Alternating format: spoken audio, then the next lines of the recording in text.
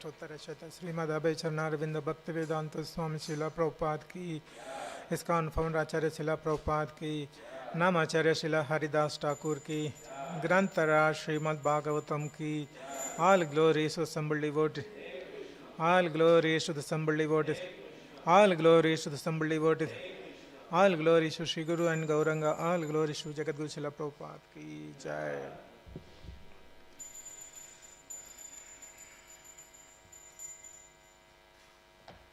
Hare Krishna. Welcome to this morning Bhagavatam class.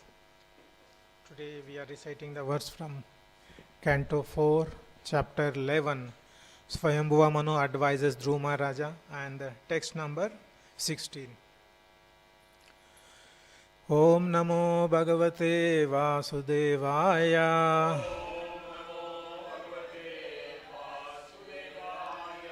Om Namo Bhagavate Vasudevaya. Om Namo Bhagavate Vasudevaya. So, text 16. Evam pravartate sargaha sthitah samyama eva cha guna vyatikarad rajan mayaya paramatmanah evam pravartate sargaha sthiti samyama eva cha gyuna vyatikarad rajan mayaya paramatmanah evam pravartate sargaha sthiti samyama eva cha guna vyatikarad rajan mayaya paramatmanah. Prabhuji. Evam pravartate sargaha sthiti samyama eva cha guna vyatikarad rajan mayaya paramatmanah. Evam pravartate sargaha sthiti samyama eva cha guna vyatikarad rajan mayaya paramatmanah.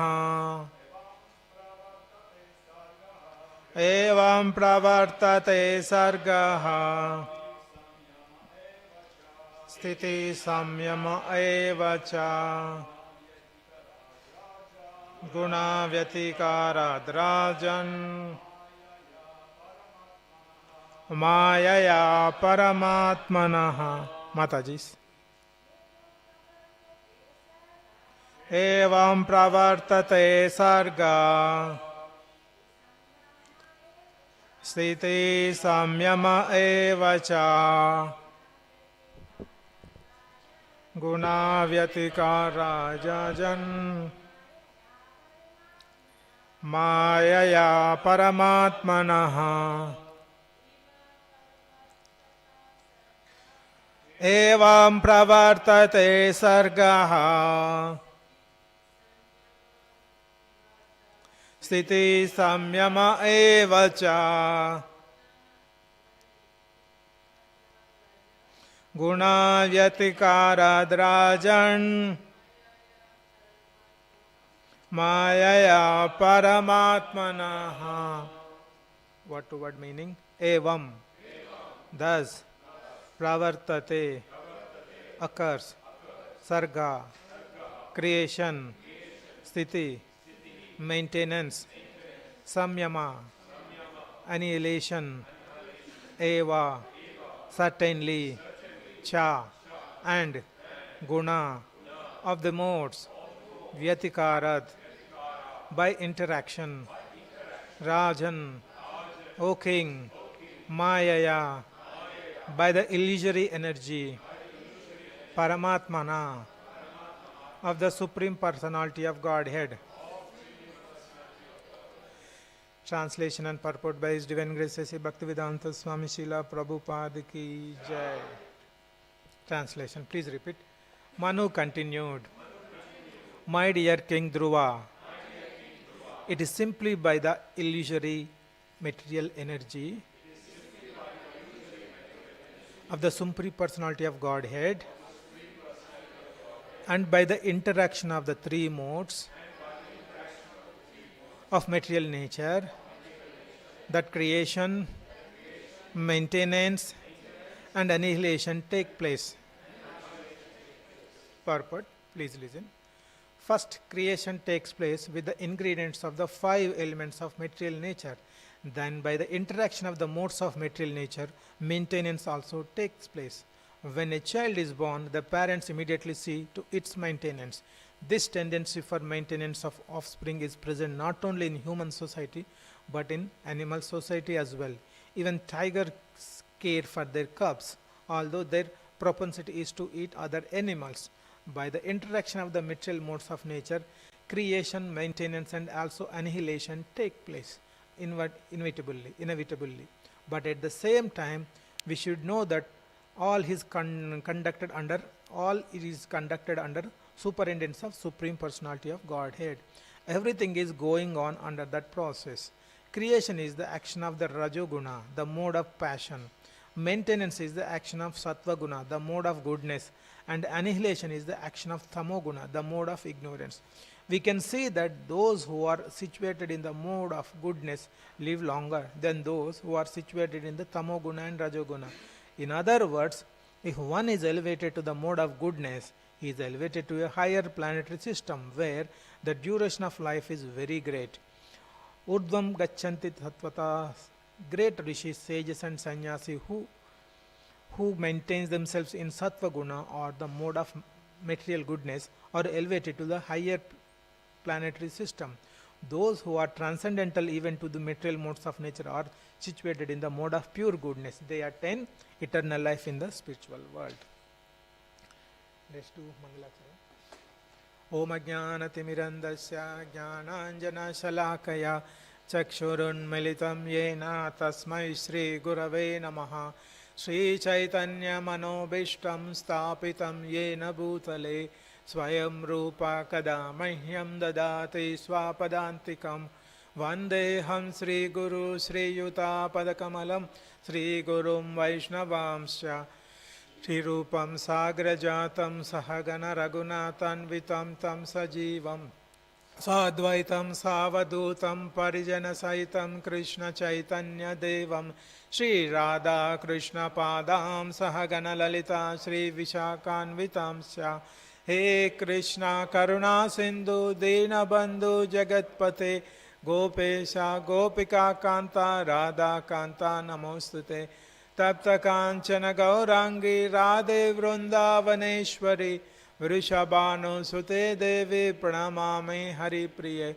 Vancha Kalpa Tarubhyasya Krupa Sindhubhya Evacha Patitanam Pavanebhyo Vaishnavebhyo Namo Namaha Jai Shri Krishna Chaitanya Prabhu Nityananda Shri Advaita Gadadara Shivasadi Gaura Bhaktarunda Hare Krishna Krishna Krishna Hare Hare Hare Rama Rama Rama Hare Hare Hare Krishna Krishna Krishna Hare Hare Hare Rama Rama Rama Hare Hare Hare Krishna Krishna Krishna Hare Hare Hare Rama Rama Hare Hare Krishna.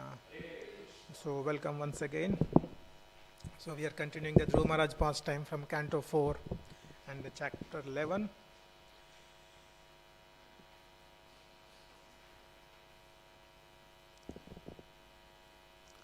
So if we recollect what all had happened previously, and we can take some key messages from those past events, what that happened in the Dhruv Maharaj past time.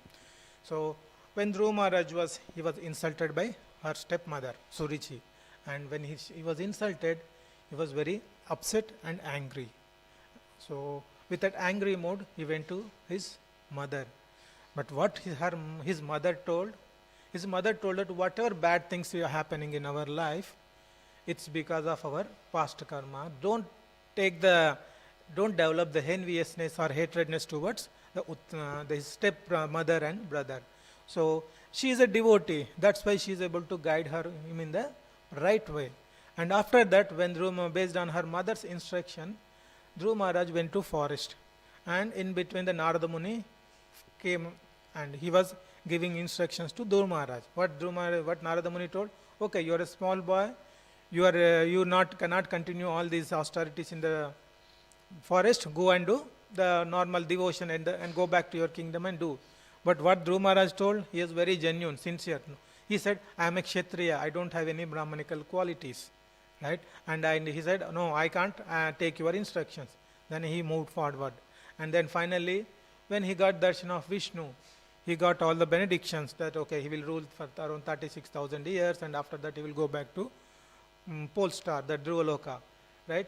Then after that he started lamenting that, okay, generally when Vishnu, Supreme Lord, appears, it is an opportunity to go back to Godhead. But what was he desiring? He was desiring for material opulence, right? So he was lamenting. Here also we could see his sincerity, genuinity we can see. And now from all these past times, and what we can derive, one important thing we can derive all the incidents, right? We have to be always under the shelter of Supreme Lord. Why? See, if you see, when Dhruv Maharaj is going to the forest, Supreme Lord, when you are under the shelter of Supreme Lord, either he will come or he will send his devotees for protection. That is what we can say in case of Dhruv Maharaj. When he was going in the forest, Narada Muni came and he was guiding him. And not only that, in the current pastime, Yakshas he was killing. Then Swayambhuva Manu came and he wanted to correct him if he was deviating from the path, right? So the important point is we have to be always under the shelter of Krishna. And one more important point we can take from this pastime as well. See, you have to be always in the association of devotee. It doesn't matter whether you are a devotee or not. Whether you are a beginning initiate neophyte devotee, or you are progressing devotee, or you are not at all a devotee. It's always try to be in the association of devotee. How it is, if you see the Dhruv Maharaj, when he was a 5-year-old boy, he was not a devotee.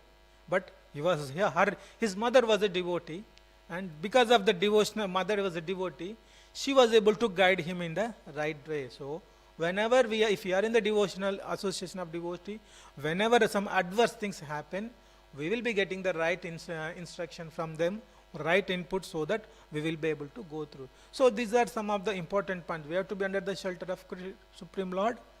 That is one point, and we have to be in the association of devotees. These two things we can take some key messages from these pastimes. Now, if you see the pastime, Dhruv Maharaj is constantly associated with the devotees. Mother is a devotee, and now the Swayambhuva Manu is coming, and he got darshan of Supreme Lord Vishnu. He's a liberated soul, but still he got angry and he's killing the Yakshas, right? Why he's got angry? So generally when we see Bhagavad Gita, in the second chapter, 62 and 63 verses, it is explaining why we get angry. As a conditioned soul, why we get angry. Right? The verse is, Dhyayate Vishayat Punsa Sangasteshu Pajayate Sangat Sanjayate Kama Kama Krodho Bijayate. Right? When our material senses develop attachment to the object of senses, then if we are not able to achieve those, then we will get angry. And as a subsequent, once you get angry, the 263 will tell us, Krodha bhavati sammoha, sammoha smriti vibrama, smriti bramsha buddhi nashat pranashyati. Once you get angry, your bewilderment starts, and from bewilderment you lose the memory. So but this is the symptoms of angry. Why we get angry? What is the subsequent consequences of getting angry? But in Dhruv Maharaj case, anger is not because of these reasons. In case of Dhruv Maharaj pastime, this is not a conditioned nature angry, like the way we get in a conditioned nature because of if we are trying to achieve something and if it fails, we get angry.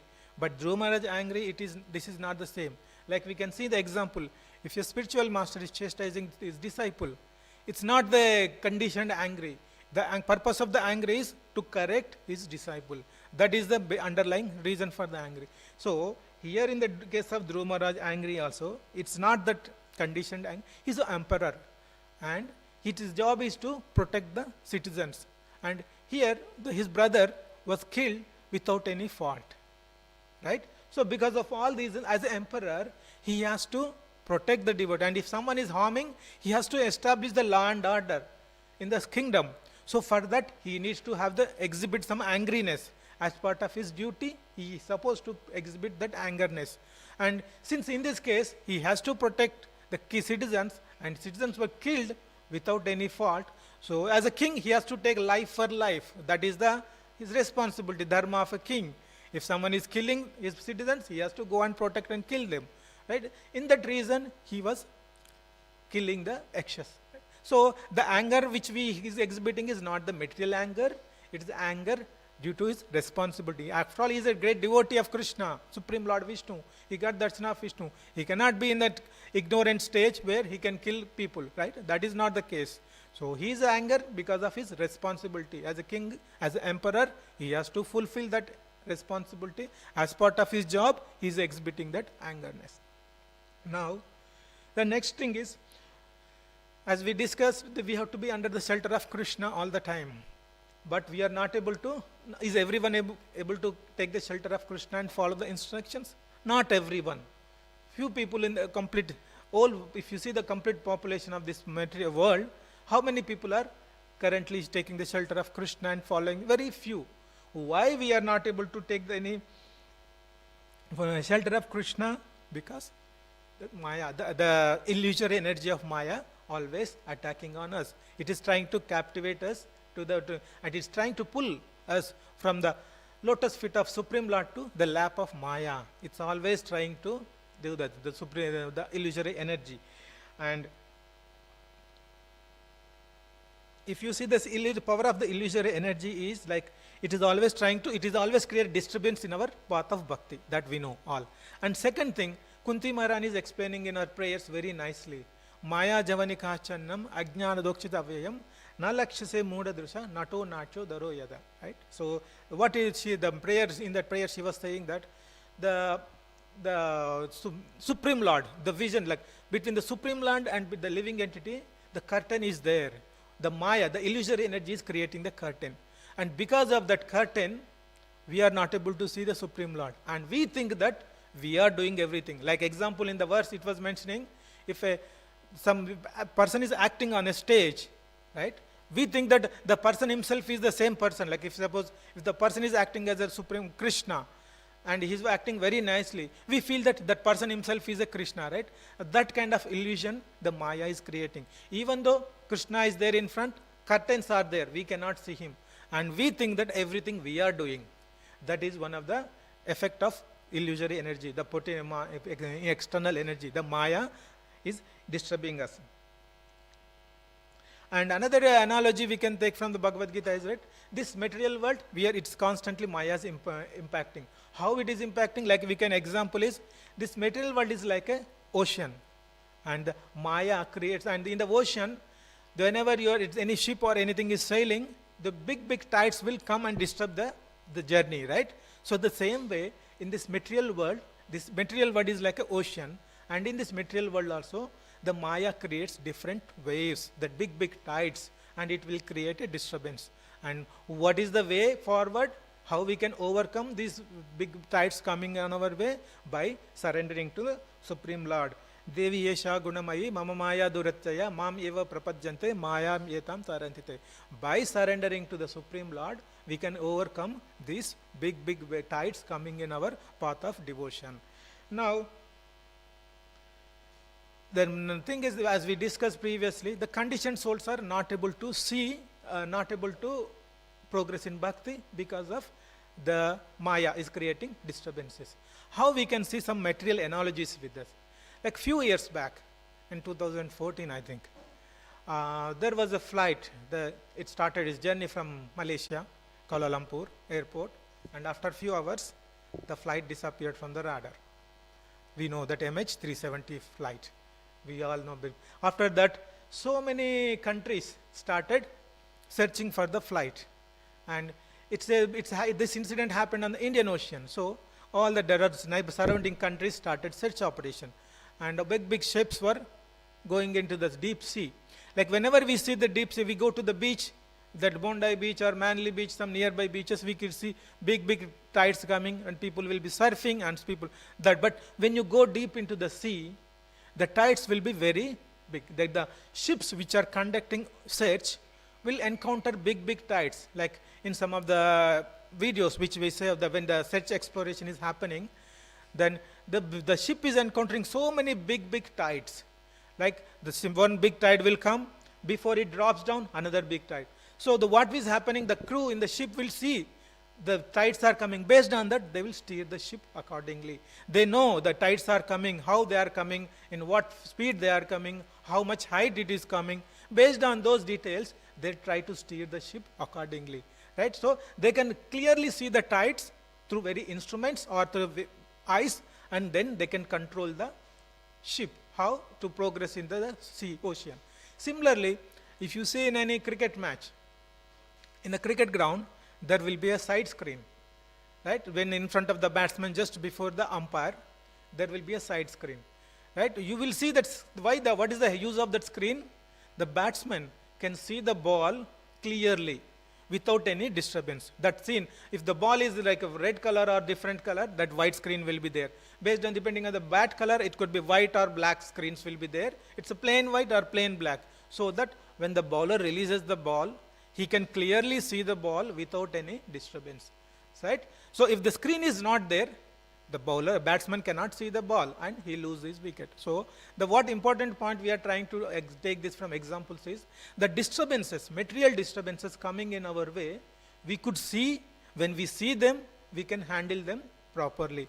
In case of ship, the tides which are coming, the captain can see that properly through instruments or some other eyes, some other means, and he can correct. Similarly, in the cricket match, the batsman can see the movement of the ball clearly, and if there is any change or in what speed it is coming, in what direction it is coming, he can guess and he can take the action. So important point is, we are able to see the influence, this tides and the direction of the ball with our eyes to correct the action, to provide our response. But now in case of this material world is like an ocean, and the big tides are coming. Are we able to see those tides? No. Like so many disturbances are coming, but in the people are captivated by Maya, they think that is a reality. Well, they don't think that these are the disturbances to our path of bhakti. So if we have to understand the tides coming in our material life, we need special vision, special eyes. What are those eyes? How we can get the special vision? That special vision comes through our Shastras, Srimad Bhagavatam and Bhagavad Gita. Those Shastras, scriptures will provide what are the tides that are going to come in our material life. Based on that, we can take the corrective action. Still, but in the material conditioned life, we are not, on our own, we cannot see the tides. We can see the tides coming in the sea, ocean, or any other disturbances, but in the material life, in our Bhavasagara, this is like an ocean. But in this material life, whatever tides coming, we are not able to see with our eyes. Only is through scriptures, we can understand what sort of tides coming. Unless you know what disturbances coming in your bhakti, you can't overcome those. If you don't know this is a problem to your bhakti, you will ignore it. You will accept it, right? So, Srimad Bhagavatam specifies how Maya is providing these disturbances in various ways. So, there are 4 ways in Srimad Bhagavatam. It is mentioned the Maya is trying to captivate us, to pull us towards her side from the path of bhakti. There are 4 different ways it will try to capture. Those 4 different waves are categories are like 4 different types of tides coming in your material ocean, life of material ocean. These are the 4 tides. Unless you see these are the tides, it will disturb. You cannot correct your path. right? So what are those tides coming in your material life? Like argumentative philosophies. That is one path, right? We will discuss more. And the next one is confusion and doubts of material mind. And the third one is desires for material enjoyment. And the fourth one is false ego and modes. Three modes. This is the delusion. So these are the four different tides Maya is always throwing on us to pull out from the path of bhakti. After all, Maya is doing this, their service. Both energies, internal energy and external energy, is serving the Lord.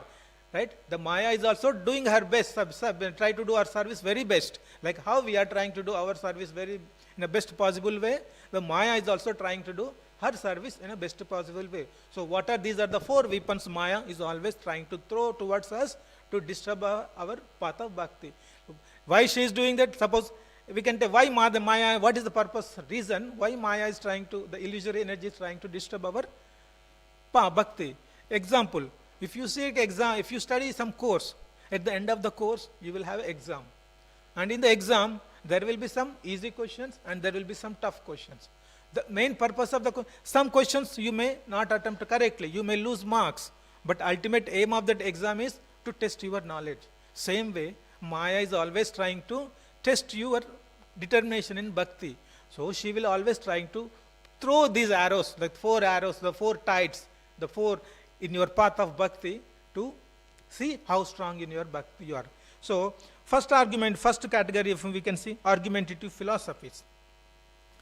So the argumentative philosophies are related to who in absolute truth, who is Supreme Lord, what is the absolute truth, right? These people will have different opinions. Like in if you see in 6th canto, Yamadutas, in the Ajamil pastime, when Yamadutas trying to take the life of Ajamil, and then Vishnudutas came and stopped. After that, Yamadutas went back to Yamaraj and asking Yamaraj, who is the actual authority?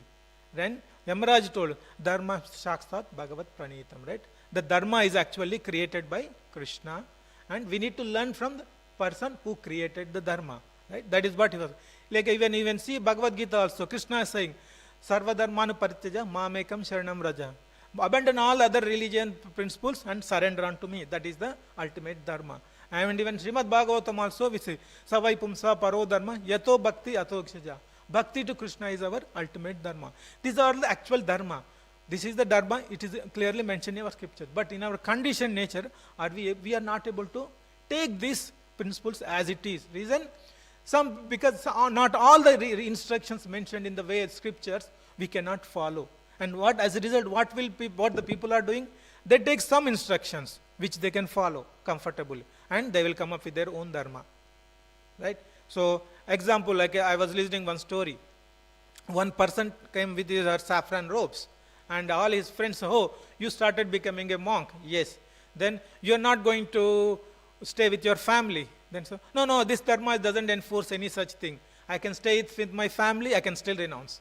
And then people are asking, okay, are you going to stop eating all other meat and everything? No. This Dharma doesn't stop anything. I can still eat non-veg and continue renunciation. So this is like this, people are coming up with their own, as per their own comfort, as per their own ability, they are creating new Dharma. But actual Dharma is serving the Supreme Lord. That is the ultimate Dharma. Whatever you do, it is the pleasure of Supreme Lord we have to do. That point they are missing. What are we doing? We are trying to create our own Dharma as per our comfort, as per our pleasure. This is the deviation. This is called Vidharma. So, this is one reason. Other reason is like we follow the proper bona fide process, but sometimes we are not in a situation to take the instructions as it is. Like example, we are in this our Sampradaya, Gaudiya Sampradaya. So as per our philosophy, we do bhakti, finally we go back to Godhead. In our original Swarupa, we try to serve Supreme Lord. But in the current state, some people deviate, take in some different way. They'll tell that, okay, I'll tell you your Swarupa, which is going to be in your spiritual world, and you can practice in that Swarupa. So they say, okay, you are a peacock. Then you try to they'll tell that, okay, you practice like a peacock in the mode, and the way since you are going to serve in a spiritual world as a peacock, You start practicing that itself now.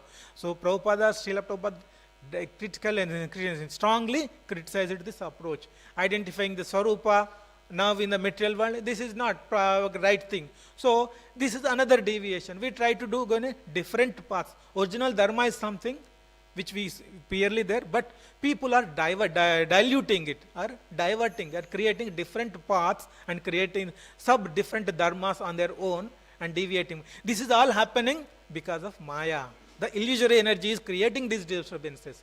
Since we don't know that this is a disturbance in our path, we are trying to accept it. This is the potency of illusory energy. The Maya is trying to captivate us in this way. And other option is some people say, okay, I follow Dharma, everything, but they still reject everything, Vedas. They don't follow any Vedas, but they say they'll follow Dharma. Means, finally what it means? They'll follow their Dharma as per their own desire. Right? This is another. And one more option is like interpreting the words of scriptures incorrectly.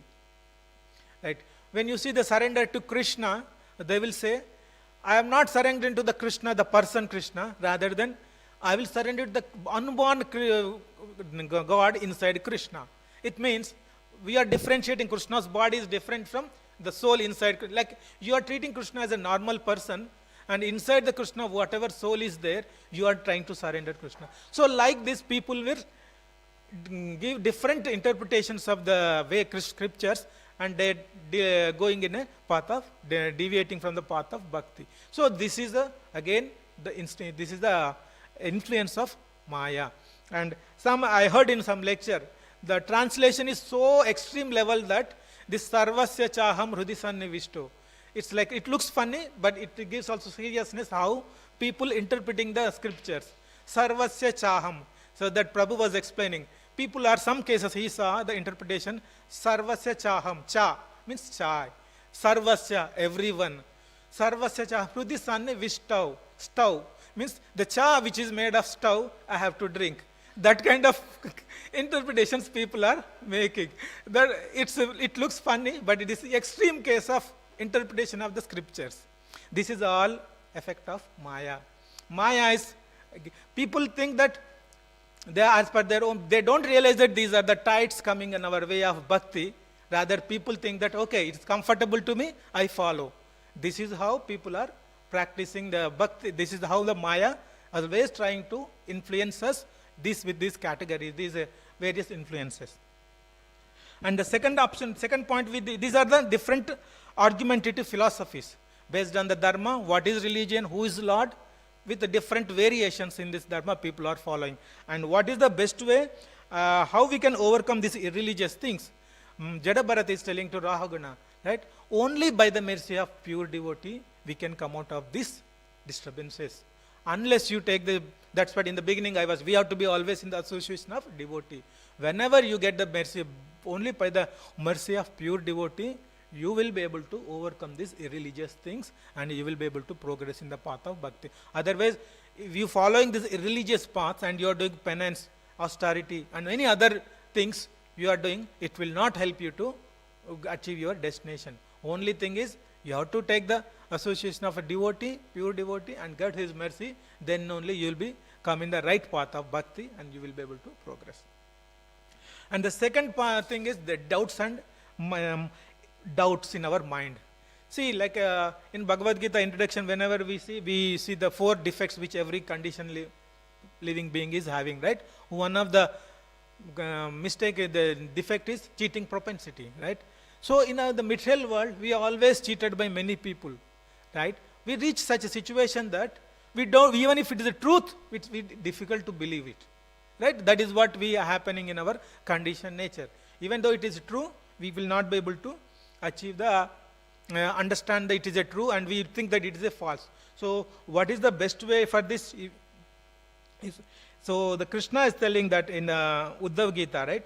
The way you surrender to Krishna, that much level, according to your advancement in Krishna, in bhakti, according to advancement in bhakti, you will be able to overcome your doubts. And so the more seriously you progress in bhakti, take shelter of Krishna, get the association of devotee, progress in bhakti, then all your doubts and disturbances, like whatever doubts, everything you are having in your mind, that will be removed. Example, it was explained, suppose you have a magnet, all iron particles are there. If you hover it magnet over the iron particles, previously it was in a zigzag mode, but when you put magnet on top of that iron particles, everything will be aligned properly, right? The same way, when you perform bhakti, when you take the shelter of Krishna, when you take the shelter of devotee, all our defects will be, all the doubts will be removed, and we will be coming in the line of bhakti, we will be able to progress. And other thing is desires for material enjoyment. The Dhruv Maharaj pastime is a best example. Even though he was having the material desires to having the kingdom bigger than his great grandfather, but finally he was in the path of bhakti. He was able to progress successfully in the path of bhakti. After when he got darshan of Vishnu, all his desires were removed. So this and the last one is delusion of material energy. So this material energy, it contains false ego and three modes of material nature: rajos, goodness, passion, and ignorance, and then false ego. Combining these, it will be putting on, it will influencing on our conditioned nature. How? One more example. If you can see the one drunken monkey. Generally, monkey itself is a restless. It will try to do so many things. On top of that, it's drunken. So it took the intoxicated. Then it will become more wild. And that wild monkey, it was stung by Capricorn, right? And it was stung. And then after that, it was haunted by a ghost. So if it is happening all these things, how the nature of the monkey? Then you can imagine how. Same way, our conditioned nature, we are human beings are like, it's like restless. Monkey is restless. We are also having so many material desires in our life. We always try to achieve those, fulfill our desires. And it was drunken. The monkey was drunken. Then it means we will have absorbed in so many past enjoyments. Okay, I enjoyed like this. I got this kind of enjoyment, pleasure. So I'll try to do more. So fun is you have so many desires in your mind. Second thing, you always meditate on your past enjoyments and you try to continue in the path. And then there's all the Capricorn biting, like, right? So all such things will be like your external disturbances.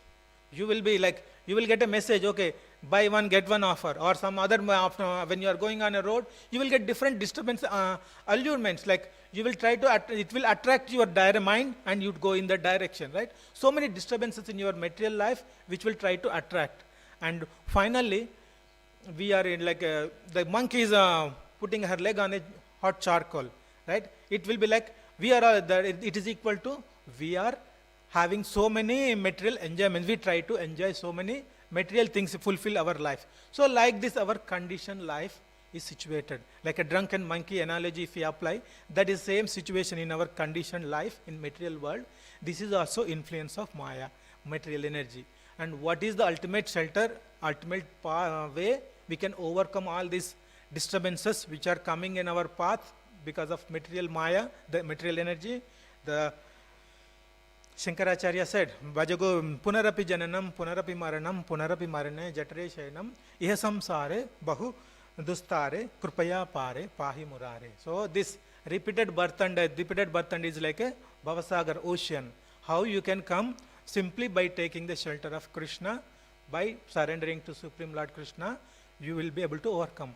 So the important point is, these tides, these disturbances are influence of material energy. Unless we know these are disturbances coming from Maya, we cannot correct it. Like as in the beginning example I told, right? In the ship, unless you know, if you see that disturbances coming in your way, you cannot correct. Same way, through Shastras, through scriptures, we can understand that these are the disturbances Maya is throwing on our way. Unless you know these are the disturbances, not actual things, these are, we should not accept, we should not surrender. If you take that as not, if you don't know these are the disturbances, what will happen?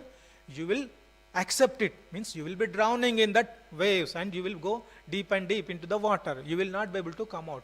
So you know that you have to know that these are the disturbances coming in your way. then only you can come out of this material ocean, and then you can successfully cross over and reach the other side of the ocean. That is spiritual world. So I'll conclude here. Any comments? Any question? Yes, Prabhu.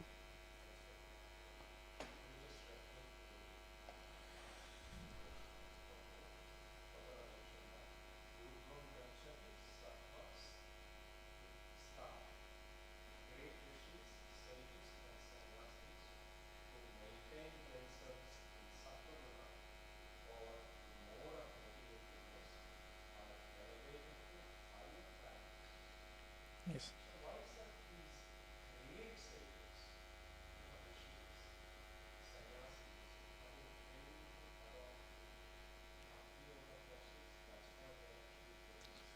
Yes, all the yogis and sages are not doing bhakti, right? Some do the mystic yoga, Ashtanga yoga, and based on that they will purify their consciousness, so they will becoming the goodness, mode of goodness. Then ultimately, all the higher planetary systems are mode of goodness. Earth planet is mode of passion, and the lower planets are mode of ignorance, right? So they will be able to get eligible to go back to the higher planetary system. So it's not that only bhakti people, that's what is mentioned in subsequent lines. Those who does pure bhakti, they will come out of these modes of material nature, then they will be able to go back to the spiritual world. That's the. Any other? Rantara, yes, Prabhu.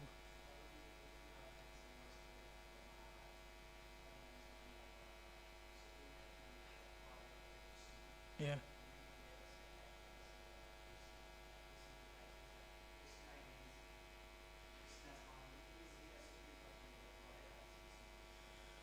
Okay, so see from the Bhagavatam, see when we see the Krishna or Vishnu interchangeably, it's like Krishna is a supreme Lord, but Vishnu is also coming from Krishna. So we can say he is also supreme Lord. It's like how you can differentiate Krishna and Vishnu in a normal sense. Suppose if a prime minister is there, right? When he is in office, he is like a prime minister. He is designated. He is like everyone will respect. When he comes back to home, when he is in the home, he will have kids. He will have a family members. How they will treat him? They will not treat him like a prime minister outside, right? He will see as a family member. Same way, Krishna, Vishnu, difference you can say that. One, when he is a supreme, Krishna is supreme Lord, and his incarnations, different forms, Krishna is coming in Vishnu in different forms. Vishnu will be doing so many other activities, like the maintenance part, right? So he's like, as I mentioned example, different forms of Krishna. One is in office, one is at home. That way you can understand. So to make it more clear. Yeah.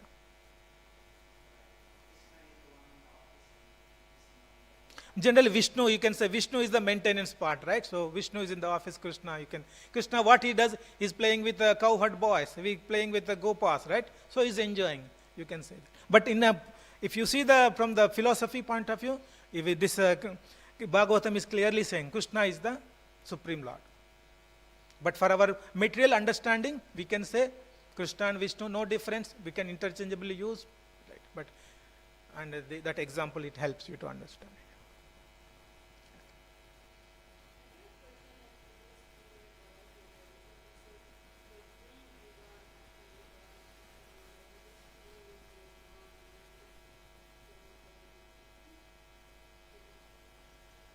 Yeah, see the basic, the idea of this, the purport, what I was trying to explain is, when you are doing the bhakti, you will have so many disturbances.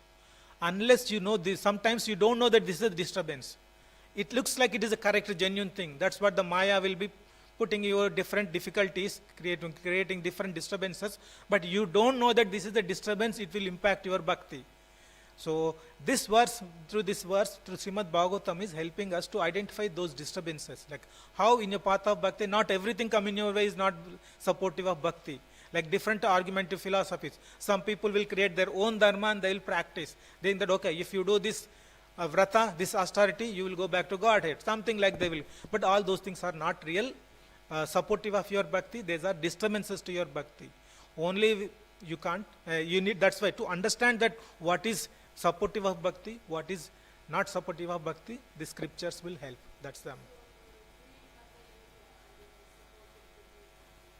Yeah, see when you do mix with Hatha Yoga, Ashtanga Yoga, with bhakti, that's what Dhruv Maharaj did. He did a severe austerity and everything. At the same time, he chanted Om Namo Bhagavate Vasudevaya, chanting the holy name. He did both.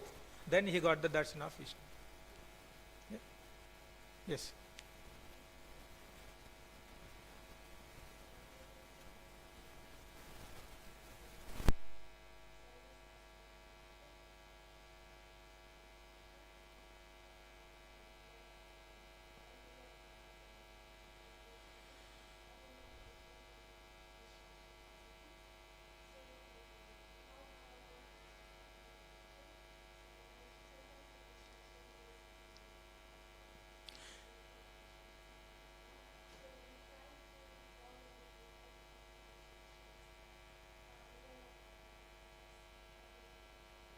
See, see, first thing, whether instruction is, if you are having any doubt on the instruction, there are three things: sadhu, guru, sadhu, and shastra.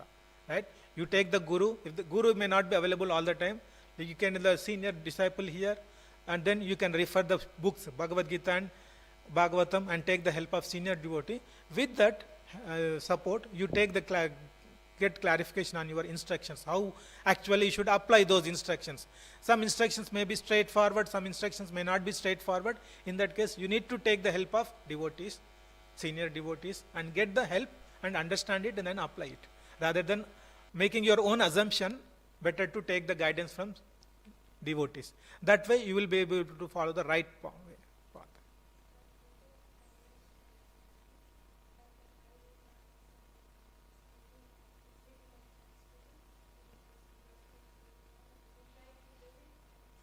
See, see, in our path, bhakti is not like a one-point action, right? It's a gradual process. You may not be able to do big things, difficult things in the beginning. So you start slowly as per your capacity. You don't need to take big things in the beginning itself. So you take the process, start such that you take step-by-step approach. Once you, as you progress, you will, like example I'll tell you, when you people ask you to start 16 rounds of chanting day one, will you be able to do? No, you feel very difficult. Right? What you will do? You start with 1 round, 2 round, 3 round, gradually. Then after 1 year, 16 rounds is like an easy task.